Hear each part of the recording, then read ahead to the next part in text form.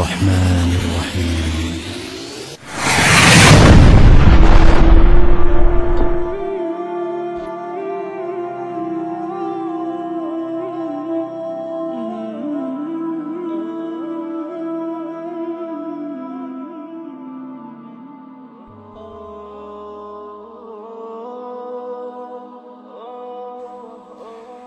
L'histoire donc d'un enfant qui se dispute avec sa mère, qui ensuite décide de partir du foyer, et qui fugue, et qui marche, et qui marche, et qui marche, et arrivé à une certaine limite, lorsque le soleil se couche, se dit « je ne sais plus où aller ». Il n'a plus de repère, il s'est éloigné de son foyer. Et qu'est-ce qu'il fait? Il revient en arrière, jusqu'à revenir au seuil de sa maison et à pleurer, et sa mère ouvre la porte en le serrant dans ses bras. Donc cette histoire-là pour mettre en relief l'importance de la repentance, qui en réalité est assimilable à ce retour, au retour de cet enfant vers sa mère, qui l'attendait les bras grands ouverts. En réalité, la vie est un voyage. La vie est un voyage vers le point de départ. Allah subhanahu wa ta'ala, il est l'awwal wal akhir. Il est le premier et le dernier. C'est de lui que nous provenons et c'est vers lui que se fera notre retour. Qu'on le veuille ou qu'on ne le veuille pas, on va tous revenir vers Allah subhanahu wa ta'ala. La connaissance du passé, elle est liée au futur. Surtout si dans la conception du croyant, le départ et le retour, c'est la même chose. Puisque d'Allah nous provenons tous, et vers lui nous allons tous revenir. Mais il y a des gens qui vont revenir de plein gré, en toute volonté, et il y en a d'autres qui vont revenir dans la contrainte. Mais tout le monde va revenir vers Allah subhanahu wa ta'ala. Et c'est pourquoi il est important de prendre conscience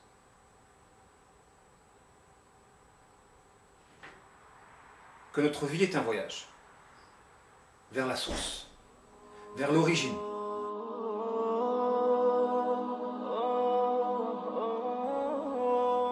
Du coup, le passé, il a de la valeur. Le passé à l'endroit de l'individu, comme l'histoire à l'endroit des peuples. Ça a de la valeur. Parce que Allah, subhanahu wa ta'ala, il peut nous faire goûter de belles choses. Certaines personnes se posent la question de savoir pourquoi, lorsqu'ils étaient enfants, ils avaient connu une grande foi, et qu'ensuite cette foi-là a disparu. Quelle est la sagesse qui se trouve derrière la disparition de cette foi-là que peut-être nous avons connue durant notre enfance? En réalité, la sagesse, c'est que Allah subhanahu wa ta'ala peut nous faire goûter une grande foi afin que, lorsqu'elle disparaît, nous aspirons à la reconquérir. Nous travaillons à la reconquérir. Qu'elle serve de modèle, de référence, de repère, de stimulant. Connaître une foi et la voir disparaître doit nous stimuler à la reconquérir. Du coup, le passé, il peut être utile s'il nous permet de nous renforcer et de définir le chemin que nous allons emprunter. Et à l'endroit des peuples, l'âge d'or, la connaissance de l'âge d'or, elle est fondamentale si l'on tient à nourrir en nous l'engouement à retrouver cet âge d'or, ou à travailler à retrouver cet âge d'or. Du coup, il y a des gens qui participent à une certaine forme d'amnésie. Oublier. Quand on oublie notre histoire, comment voulez-vous faire marche arrière? Si l'enfant, lorsqu'il s'est écarté du foyer, il aurait oublié le chemin qui l'a mené justement à cet écartement, comment voulez-vous qu'il fasse marche arrière? Quand on oublie le chemin qui nous a éloignés de la source, comment voulez-vous qu'on fasse marche arrière? Comment voulez-vous qu'on revienne? Et comme je vous l'ai dit, il y a deux histoires. L'histoire individuelle, notre parcours individuel à chacun, et l'histoire collective. Et l'importance de l'histoire collective, c'est les causes communes qu'elles peuvent porter. Parce que l'histoire, justement, elle participe de l'identité collective. Et l'individu, il est le fruit d'une communauté. Et une communauté qui a une histoire marquante, elle participe de la constitution de la personnalité individuelle, celle qui s'affilie justement à ce groupe qui a eu cette histoire marquante. Si on ne connaît pas notre histoire, on ne pourra pas être ambitieux dans la vie. Quand cette histoire-là fut justement belle.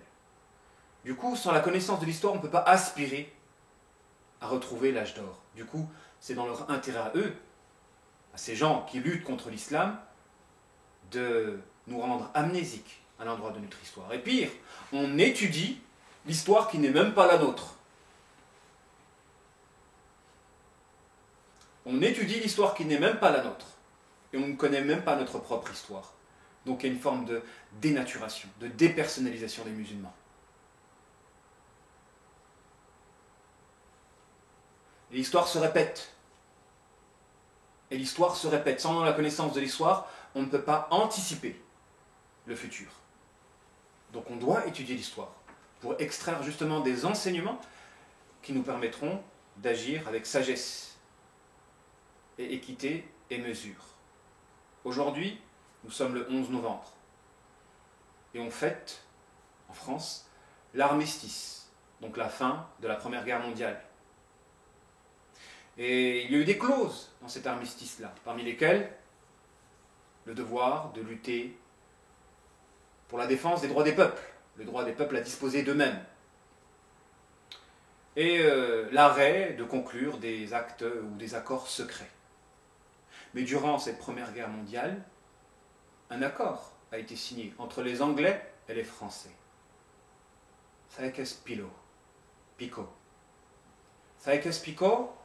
Cet accord par lequel a été partagé le Moyen-Orient. La Syrie et le Liban pour les Français, la Palestine, l'Irak, etc. pour les Anglais. Avec une promesse d'accorder, entre guillemets, aux Arabes, un État pour eux. Rien n'a été respecté. Le Moyen-Orient a été partagé. S'en est suivi la fin du califat, comme si les Occidentaux n'avaient de valeur que pour leurs semblables. Et en dehors de eux, il n'y a donc que des sous-hommes.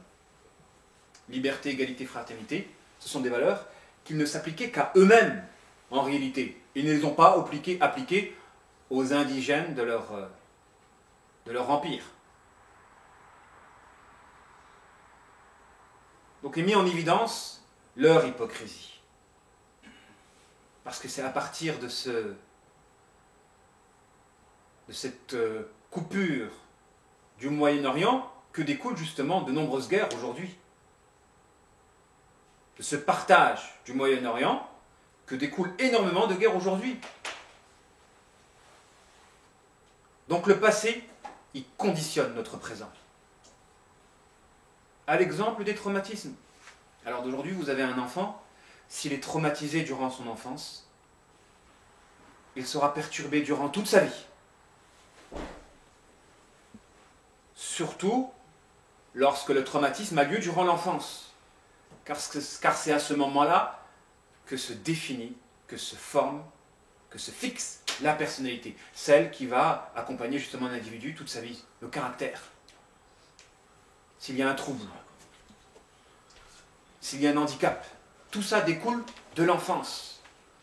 Donc il peut exister des traumatismes à l'échelle collective, des drames nationaux, qui vont forger l'identité collective, qui à son tour va participer à forger l'identité individuelle, lorsque l'individu appartient justement à un groupe social, qui a été frappé par un drame national, comme une guerre par exemple.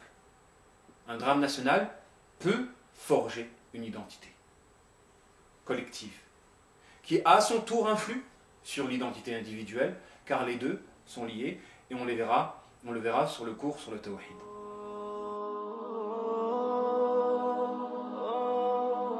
Dans un hadith que rapporte Tabarani, notre prophète alayhi salatu wassalam a dit Yu'shiku an tadhhara fikum shayatin kana Suleyman ibn Daoud awthaqaha fil bahr yusalluna ma'akum fi masajidikum ويقرؤون معكم القرآن ويجادلونكم في الدين وَإِنَّهُمْ لَشَيَاطِينَ فِي سُورَةِ الْإِنسَانِ. Peu s'en faut que les démons, que Sulayman, le prophète Sulayman, alayhi salam, a enchaîné dans la mer, ne soient libérés. Peu s'en faut. Notre prophète, alayhi salam, il dit peu s'en faut. Que les diables, que Sulayman, ibn Daoud, le fils de David, a enchaîné dans la mer, ne soient lâchés. Qu'est-ce qu'il adviendra? Yusalluna ma'akum fi masajidikum. Ils prieront avec vous dans vos mosquées. Wa yaqra'una al-Qur'an ma'akum. Ils liront le Coran avec vous. Wa yujadilunakum fi ad-din. Et ils débattront avec vous dans la religion. Wa innahum la shayatin fi surati al-insan. Mais en réalité, ce sont des diables à l'apparence humaine. Ça veut dire quoi? Ça veut dire que lorsque ces démons seront lâchés, l'hypocrisie triomphera. Car ce seront des gens à l'apparence musulmane, mais en réalité à l'intérieur ce seront des diables. Peu s'en faut que les diables que Sulayman a attachés vont être lâchés. Ça veut dire quoi? Ça veut dire que les diables les plus coriaces, ce sont ceux qui se nourrissent de l'hypocrisie, qui est le péché le plus grave aux yeux d'Allah subhanahu wa ta'ala. Le nifaq, c'est la laideur la plus impure, la laideur la plus laide, l'hypocrisie. Et nous traversons justement cette époque où au sein de notre communauté, les hypocrites abondent. Et notre prophète alayhi salatu wassalam a dit dans une autre tradition, authentique selon les conditions des deux chirs, Yati ala nasi zamanun yajtami'una fil masajid wa laysa fihim mu'min. Yati ala nasi zamanun yajtami'una fil masajid wa laysa fihim mu'min. Viendra un temps où les gens se réuniront dans les mosquées alors qu'il n'y aura pas un seul croyant parmi eux. Viendra un temps où les gens se réuniront dans les mosquées alors que ne figurera pas un seul croyant parmi eux. Ceci pour mettre en évidence que l'époque que nous traversons est une époque d'apparence. Et à l'intérieur, il y a en réalité des gens qui servent le démon, qui servent le diable, qui sont hostiles à l'islam avec une apparence musulmane. Donc, c'est le triomphe de l'hypocrisie. Et cette période-là va précéder, bien évidemment, la venue du Messie ad-Dajjal, l'Antéchrist.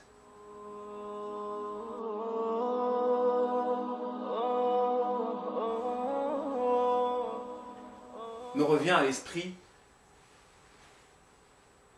cette technique de manipulation que des infiltrés usent. Des infiltrés au service donc de gouvernement pour pouvoir espionner les musulmans, moyennant les réseaux sociaux ou autres. Donc ces gens-là qui vont avoir une apparence musulmane, donc de préférence des femmes, et qui sont capables de créer de la passion. Ce sont des gens passionnels et qui peuvent créer de la passion quand ils le veulent. Quand ils le veulent. On fait de la thérapie, on rencontre énormément de personnes, et il y a, parmi ces personnes que l'on rencontre, des gens qui sont capables de fabriquer de la passion. Ce sont des gens passionnels, et ils peuvent fabriquer de la passion. Mais quand on fabrique de la passion, quand on le veut, on devient potentiellement un manipulateur. Un grand manipulateur. Parce que si je suis capable de fabriquer de la passion en toi, ensuite, tu deviendras dépendant de moi. Surtout si cette passion, je la maîtrise. Donc il y a plein de personnes à l'apparence musulmane, et lorsqu'ils ont cette capacité à fabriquer de la passion, en vous, ils peuvent vous manipuler. Et je me rappelle de ces espionnes en Gilbeb qui, par l'intermédiaire de Facebook, tentent de s'approcher de vous en générant une passion afin que vous allez du côté obscur de la force. Tout d'un coup, j'envoie un message, « Oh, j'ai envie d'aller en Syrie, directement, la personne elle pleure, elle est en larmes, j'ai envie d'aller... » Elle ne connaît pas, elle ne sait pas faire la prière. Elle veut susciter en vous une passion. cette passion-là va vous aveugler et vous pousser à agir peut-être d'un agissement qui n'est pas en concordance avec vos valeurs intérieures. Et vous pouvez devenir radicalisé des conséquences de la passion suscitée par cette personne manipulatrice qui travaille, sûrement, probablement, pour l'État. Et il m'est parvenu le récit que des conséquences de cette manipulatrice, à l'apparence musulmane, qui crée de la passion chez des hommes, environ entre 5 et 10 frères sont partis en prison. Entre 5 et 10 frères sont partis en prison. Donc méfiez-vous de ces gens qui peuvent jouer de la passion, qu'ils peuvent planter en vous, afin de vous pousser à agir d'un agissement qui ne serait pas conforme à vos valeurs intérieures,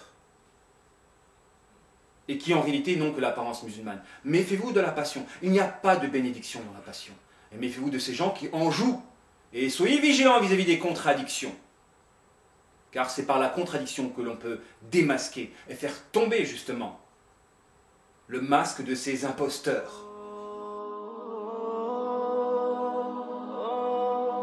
Alayhi salatu wa salam a dit dans une tradition que rapporte Al-Hakim, Ya'ti ala nasi zamanun sanawat khadda'a. Il y aura un temps, Ya'ti ala nas سنوات خداعة يصدق فيها الكاذب ويكذب فيها الصادق ويخون فيها الأمين ويؤتمن فيها الخائن ويتكلم الرويبدة. قيل وما الرويبدة يا رسول الله؟ قال السفيه ينطق في أمر العام. التفيه, celui, le stupide qui va parler à propos des affaires collectives. Viendra à la fin des temps une époque de tromperie où on croira le menteur et on va croire au menteur et on va traiter de menteur la personne sincère. On fera confiance au traître et on trahira le digne de confiance. Et s'exprimera en cette époque Ruwaybida. Le prophète, les gens ils ont dit au prophète, mais c'est qui ces gens-là? L'imbécile, le sot qui s'exprime sur des affaires qui le dépassent, sur les affaires collectives. Et alors d'aujourd'hui, tout le monde prend la parole. Tout le monde s'exprime à l'endroit de la religion.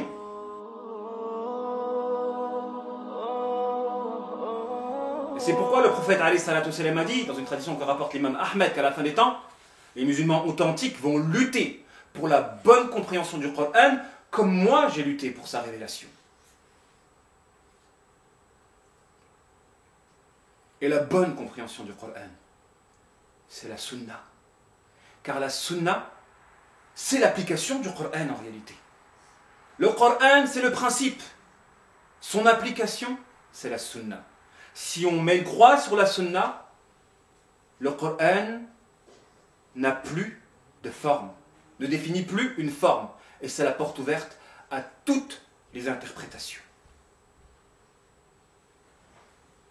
À toutes les interprétations. Et c'est pourquoi à la fin des temps, les musulmans authentiques seront ceux qui vont lutter pour la bonne compréhension du Coran, en l'occurrence pour la sunna, comme le prophète alayhi salatu salam, il a lutté pour la révélation du Coran. Parce qu'il faut être vraiment hypocrite pour scander le Coran tout en reniant le Coran. Et c'est l'époque dans laquelle on se trouve. L'époque de l'hypocrisie. L'époque de l'hypocrisie. Où on accorde du crédit aux menteurs et on traite de menteur la personne authentique. On fait confiance aux traîtres et on trahit la personne digne de confiance. Et tout le monde s'exprime.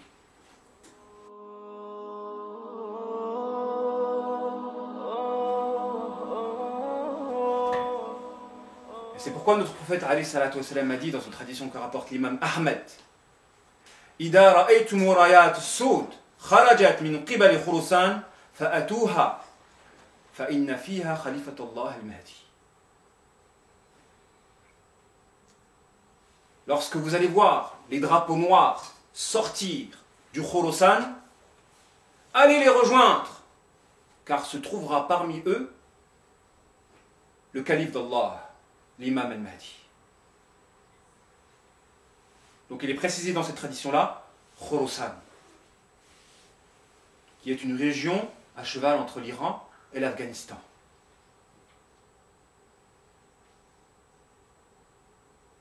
Parce que, qu'est-ce que l'on peut tirer de cette tradition-là? Alors d'aujourd'hui, les gens ils disent « Oh, on attend l'imam Mahdi pour le soutenir, pour en participer ». Vous pensez que tout le monde aura l'honneur et le privilège de faire partie des soutiens de l'imam Mahdi? Non. Oh que non. Ce ne sont pas des gens qui vivent dans le confort. Ce ne sont pas des gens qui débattent sur YouTube. Ce ne sont pas des gens qui squattent sur Facebook. Ce ne sont pas des gens qui ont une apparence musulmane, mais à l'intérieur c'est la catastrophe. Ce ne sont pas des gens qui sont dans la médisance. Ce ne sont pas des gens qui commettent des péchés capitaux à outrance. Ce ne sont pas des gens comme ça qui vont soutenir l'imam al-Mahdi. Pas du tout. Le prophète alayhi salatu salam a dit « Ida ra'aytum rayat as-soud kharajat min qibal al-Khorasan » ou dans une autre version « min qibal al-Mashriq fa'atuha fa'inna fiha khalifatullah al-Mahdi » et prêter justement serment d'allégeance, car se trouve parmi eux l'imam al-Mahdi. Mais c'est qui ces gens-là? Ces gens qui vont venir d'Afghanistan, alors d'aujourd'hui. Des gens qui sont frappés justement par une guerre qui dure depuis 30 ans. Des gens qui ont perdu leurs femmes et leurs enfants devant leurs propres yeux et qui ne baissent pas les armes pour défendre leur droit à disposer d'eux-mêmes et qui ne perdent pas, malgré qu'il y a une coalition contre eux. Qui sont ces gens-là? Et une prophétie biblique, où il est dit, dans Ésaïe 11:12, « Il élèvera une bannière pour les nations, il rassemblera les exilés d'Israël, et il recueillera les dispersés de Juda des 4 extrémités de la terre. » Donc il existe une tradition biblique, une prophétie biblique qui dit que les 12 tribus d'Israël vont se réunir. Et certains rabbins ont interprété ce texte-là en disant qu'il y a une tribu à cheval entre le Pakistan et l'Afghanistan, les Pashtuns, qui vérifie les caractéristiques de ces tribus qui sont disparues. Car lors d'aujourd'hui en Israël, c'est vrai qu'à la mort de Suleiman ibn Daoud, l'empire il s'est partagé en deux. Au nord, il y avait les 10 tribus, c'était Israël, et au sud, la tribu de Juda, de Benjamin, et un peu de Lévi, et c'est eux qui constituent l'Israël d'aujourd'hui. Les 2 tribus d'en bas, on dit les Juifs, ce sont la conséquence justement de cette scission entre le nord et les suds. Mais le nord, ils ont été exilés, les 10 tribus. Donc ceux qui sont actuellement en Israël, ce ne sont pas les vrais Israélites, les 10 tribus qui ont été exilées de par le monde, lorsque le roi d'Assyrie, justement, il a conquis ce royaume-là. Et donc ils ont été exilés, ils sont partis en Mésopotamie et vers l'Asie centrale.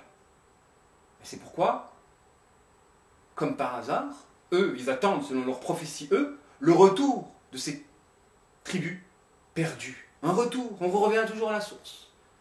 On revient à la source. Ça, c'est une règle. La vie est un voyage vers le point de départ.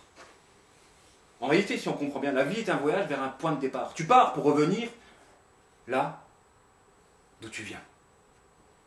Si ces tribus vont revenir, et vont pas revenir selon leur compréhension à eux, ils vont revenir, ces tribus-là, pour planter le drapeau du Tawhid à Jérusalem, comme le témoigne notre tradition du prophète. Ces soutiens de l'imam Mahdi, ce seront ces gens-là qui seront pratiquement invincibles parce que leur cœur sera pur. Et ce ne sera sûrement pas des gens qui en Occident ou ailleurs vivent dans le confort et n'ont de l'islam que des paroles qui ne dépassent pas la langue. Ils n'auront du Coran que des livres décorés. Ce seront des gens qui auront transformé leur souffrance en énergie et qui auront une foi pure et forte. Ce seront eux les soutiens d'Imam Mahdi, pas des consommateurs qui se rapprochent plus de l'hypocrisie que de la foi. Donc, en conclusion, la connaissance de l'histoire est fondamentale. Par la connaissance de notre passé, on peut retrouver l'engouement à retrouver une foi perdue. Par la connaissance de notre histoire, de notre âge d'or, on peut trouver l'engouement collectivement à retrouver cet âge d'or perdu. Et c'est le devoir du croyant. D'où la nécessité de connaître autant notre passé individuel pour savoir qui nous sommes que notre histoire collective, l'histoire de l'islam et des musulmans.